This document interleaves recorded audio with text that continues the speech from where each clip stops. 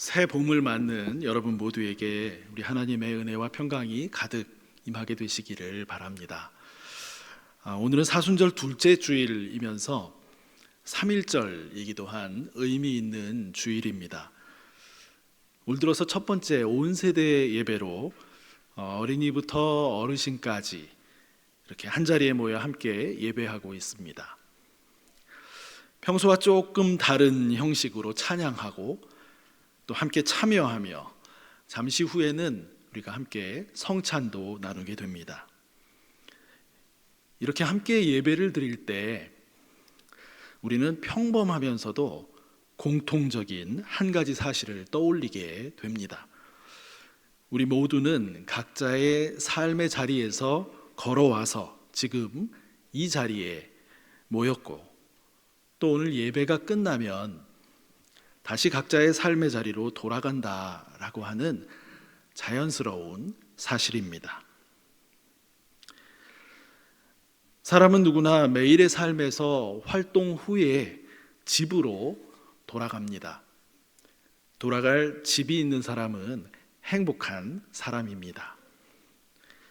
학교를 마치고 집으로 돌아가고, 일을 마치고 집으로 돌아가고, 하루를 마치고 집으로 돌아갑니다. 그런데 오늘 본문에 나오는 이야기는 단순히 집으로 돌아가는 이야기가 아닙니다. 무엇을 들고 집으로 돌아가는 이야기입니다. 누가 무엇을 들고 집으로 돌아갈까요? 오늘 본문 말씀에는 한 아버지가 등장합니다. 그는 집으로 돌아가야 했습니다. 집에는 거의 죽어가고 있는 아들이 있었습니다. 그런데 그는 아무것도 확인하지 못한 채 예수님의 말씀만 붙들고 집으로 돌아가야 했습니다. 집으로 향한 이 아버지의 여정을 우리의 삶과 우리의 생활과 연결하면서 오늘 말씀의 제목을 예수님의 말씀을 들고 집으로 라고 정해보았습니다. 오늘 본문의 이 아버지는 왕의 신하였습니다. 그는 예수님 당시 갈릴리 지역을 다스리던 유대 왕 헤롯 안티파스의 궁정 신하였습니다. 상당히 높은 지위에 있었고 많은 것을 가진 사람이었습니다. 그러나 아들의 생명이라는 문제 앞에서는 아무것도 할 수 없는 무력한 아버지였습니다.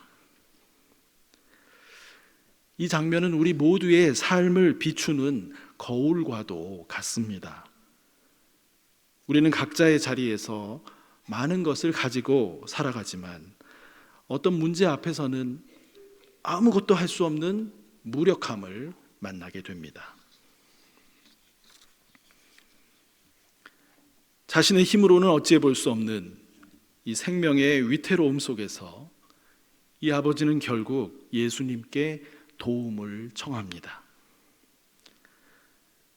예수님과 왕의 신하였던 이 아버지가 만난 곳은 갈릴리 지역 가나였고, 그 지역은 얼마 전에 예수님께서 혼인잔치에서 물로 포도주를 만드시며 하나님의 영광을 드러낸 곳이었습니다.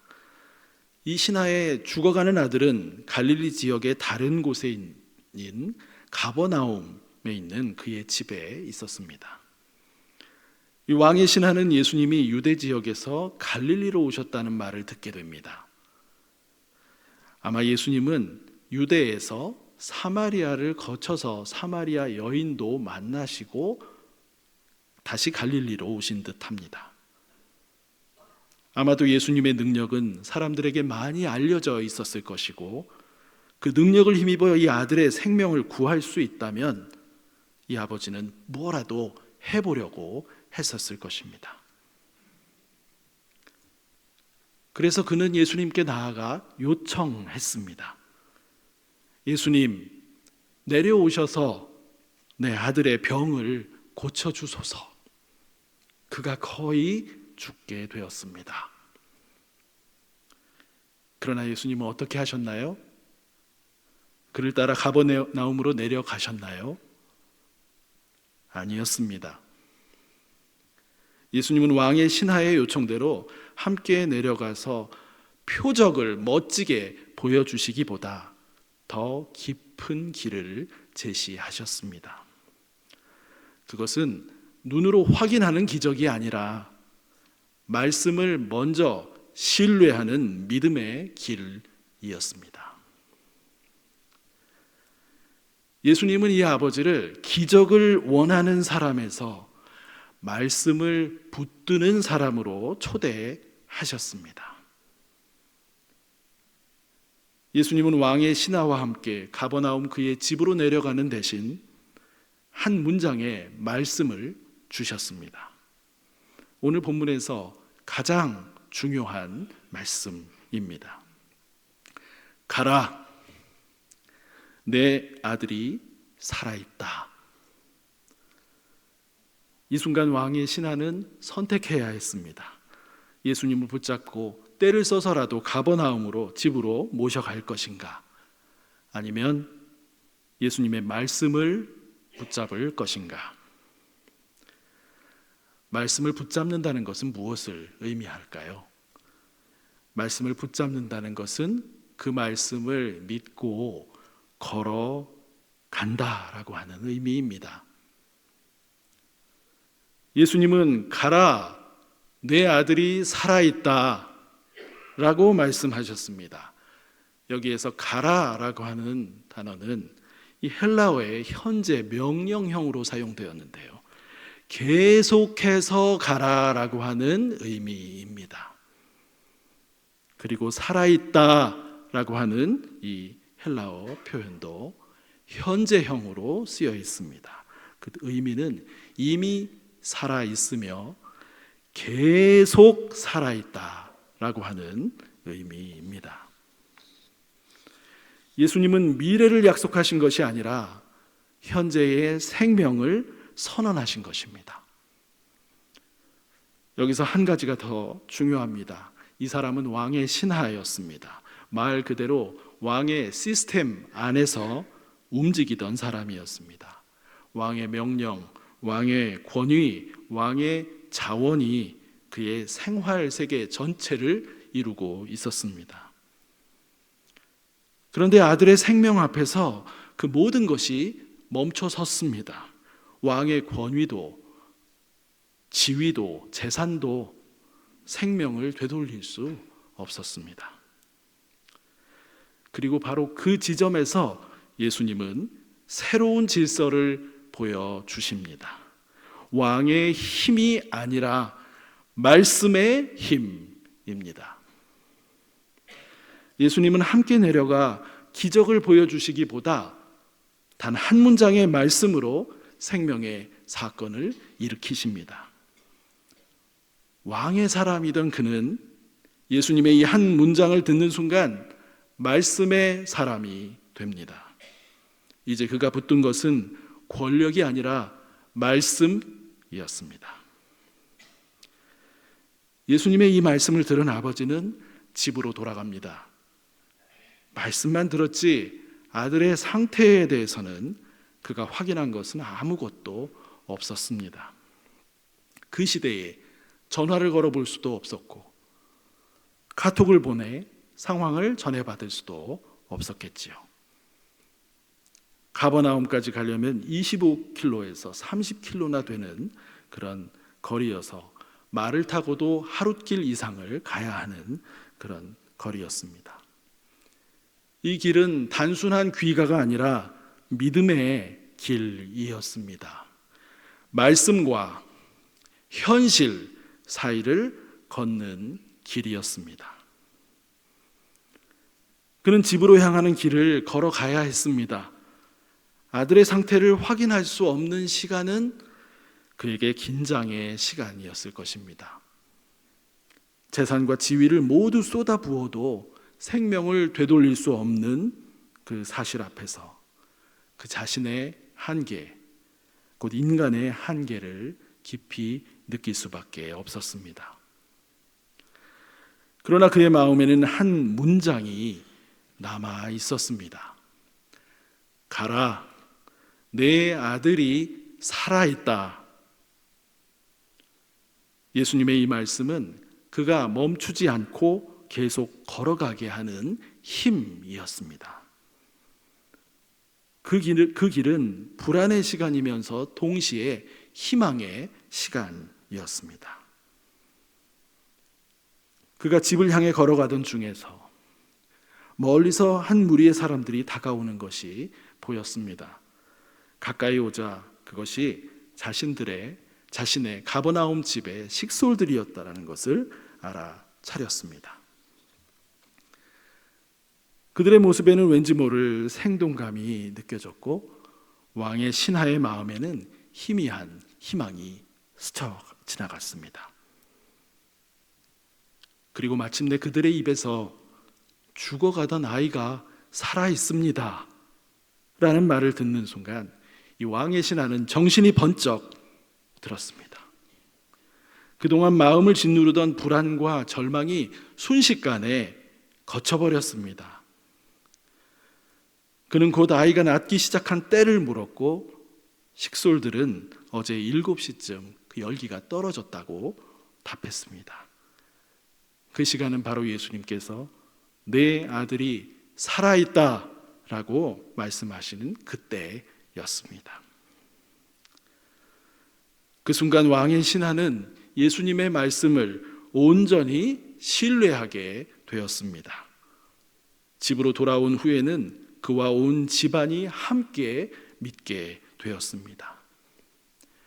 그들이 믿게 된 것은 단순한 기적이 아니라 말씀하시고 생명을 일으키시는 예수님이었습니다.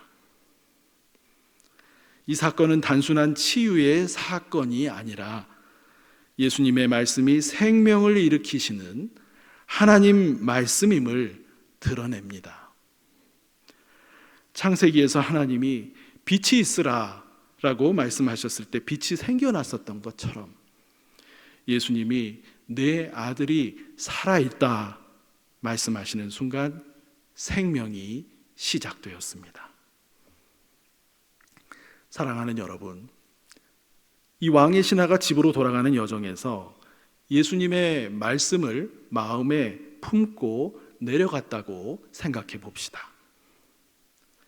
물론 중간중간 어두운 생각도 불안과 걱정도 생겼을 것입니다. 그러나 그에게는 가라, 내 아들이 살아있다 라는 예수님의 말씀이 삶의 방향타가 되었고 하루를 걸을 수 있는 원동력이 되었습니다. 어두운 생각이 그를 엄습할 수 있었겠지만 마음에 품은 예수님의 말씀은 그 생각들을 외부로 밀쳐내고 계속 집으로 향하게 했습니다. 말씀을 품고 걷는 동안 그에게는 인내가 필요했습니다. 기다림이 필요했습니다. 만일 그가 집으로 가는 중간에 가버나움에서 온 그 식솔들이 오지 않았거나 훨씬 늦게 왔다면 어땠을까요? 이 왕의 신하는 더 먼 길을 인내하며 걸어야 했을 것입니다. 아예 오지 않았다면 집에 가서야 그 아들이 새로워진 상황을 발견하고 비로소 안도하며 믿었을 것입니다. 예수님은 우리 모두에게도 가라, 내 아들이 살아있다 말씀하십니다. 우리에게도 왕의 신하가 가지고 있던 문제처럼 삶에 꼭 이루어져야 할 것 같은 소박한 그러나 중요한 소망이 있습니다. 지나친 욕망이 아니라 자연스럽고 이루어지면 좋을 소망 말입니다. 우리 어린이들에게는 이 기다림의 시간이 있을 수 있습니다. 원하는 일 있죠. 그런데 바로 이루어지지 않을 때도 많지요. 그럴 때에도 예수님의 말씀을 붙들고 하루하루 걸어가는 것이 믿음입니다.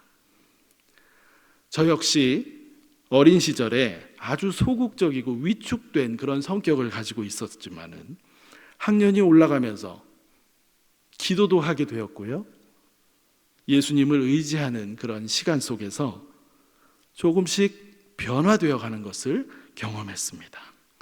지나고 나서 보니까 예수님은 저의 성품을 꾸준히 회복시키고 계셨습니다. 우리 어린이들에게도 너는 이미 좋은 변화의 길 위에 있다라고 예수님은 말씀하십니다. 우리 청소년들에게는 미래에 대한 불안과 고민이 있을 수 있습니다. 아직 보이지 않는 길 속에서도 예수님의 말씀을 의지하며 걸어가는 것이 믿음입니다. 방황하고 고민하는 것은 실패가 아니라 길을 찾아가는 과정입니다. 간절하게 기도하며 걸어갈 때 예수님은 우리 각 학생들에게, 청소년들에게 그에게 맞는 길로 하나씩 인도하시며 계속 가라. 너는 희망의 길 위에 있다. 라고 말씀하십니다. 우리 어른들에게도 쉽게 풀리지 않는 삶의 문제가 있습니다. 상황이 당장 바뀌지 않더라도 예수님의 말씀을 붙들고 걸어가는 것이 믿음입니다. 답답한 현실 속에서도 예수님께 간청하며 걸어갈 때 그분은 보이지 않는 자리에서 우리의 길을 준비하고 계십니다. 예수님 말씀을 들고 걸어가면 하나님은 이미 우리 삶 속에서 좋은 일을 시작하고 계십니다. 그분은 지금도 우리에게 가라, 내 아들이 살아있다 라고 말씀하십니다. 이 왕의 신하가 그랬던 것처럼 우리도 모든 것이 확인된 뒤에야 믿음을 시작하는 것이 아니라 말씀을 들은 후에 걸음을 시작합니다. 믿음은 모든 것이 확인된 후에 갖는 것이 아니라 말씀을 듣는 순간 시작됩니다. 오늘 본문 말씀의 갈릴리 가나라는 지역은 우연한 장소가 아닙니다. 물이 포도주로 변했던 그 지역에서 오늘 또 하나의 변화가 일어납니다.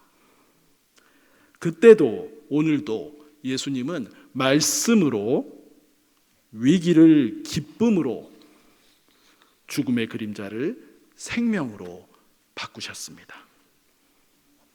요한복음은 이 가나에서 두 사건을 통해 분명히 말합니다.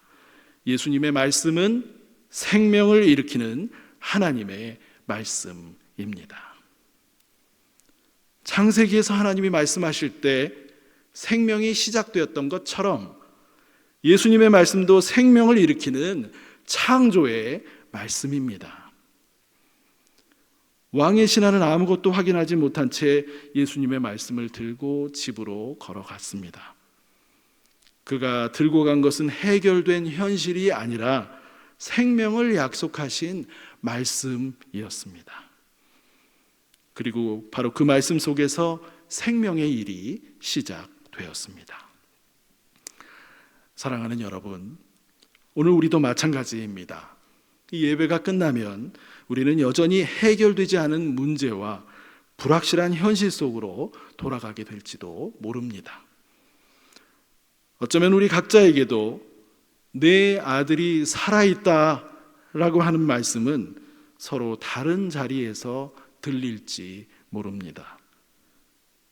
어떤 이에게는 위축되어 있던 성품이 조금씩 회복되고 있다는 소식일 수 있고, 또 어떤 이에게는 아직 분명히 보이지 않는 진로 속에서도 하나님이 길을 열고 계시다는 약속일 수 있으며, 누군가에게는 막혀 보이던 삶의 문제 한가운데에서 하나님이 이미 일하고 계시다고 하는 희망의 선언일 수도 있습니다.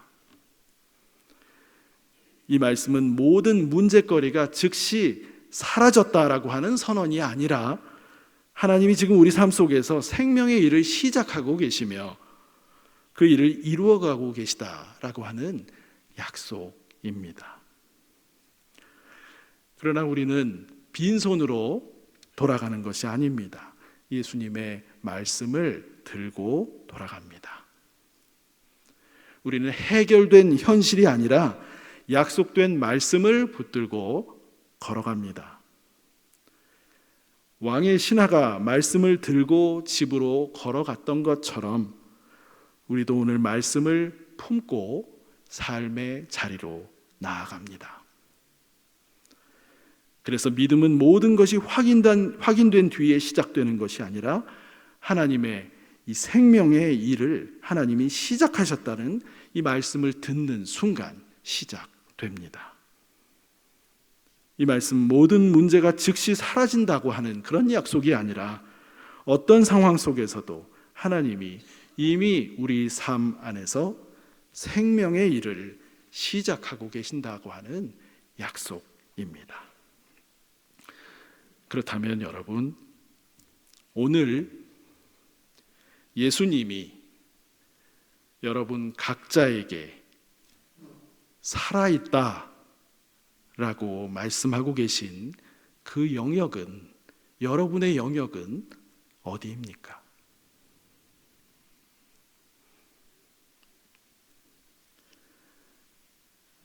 예수님의 말씀을 들고 집으로 걸어가는 우리의 걸음이 바로 믿음의 걸음입니다. 오늘도 예수님의 말씀을 들고 삶의 자리로 걸어가며 이미 시작된 생명의 일을 경험하는 우리 모두가 되기를 소망합니다. 이 시간 오늘 주신 말씀을 잠시 생각하시며 묵상으로 잠시 기도하시겠습니다.